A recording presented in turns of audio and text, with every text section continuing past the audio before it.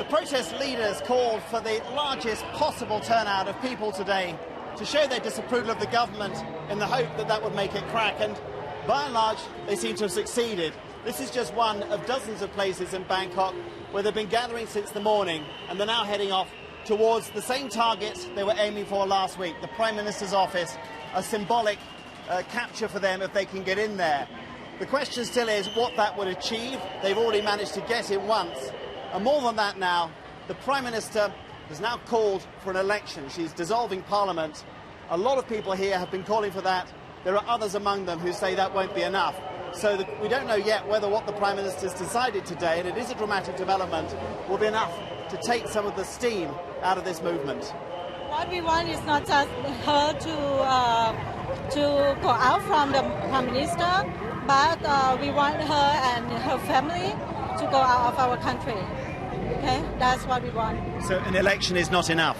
Election is one part, because if there is another election and she and her family is still here in the country, she will be behind everything. Her family will be behind everything anyway. We're now walking towards central Bangkok, to where all these protesters expect to gather and put on this tremendous show of force that they've been trying to get together and trying to make a difference. But the problem is, what do they do now? We've now got 2 months, or nearly 2 months, until the general election is due to be held, and they have actually succeeded in part of what they wanted. They've actually persuaded the government to buckle. And so I think the mood's a little bit confused at the moment. And the problem for them is that this has all been very impressive. They've had a huge impact. They've got a lot of concessions.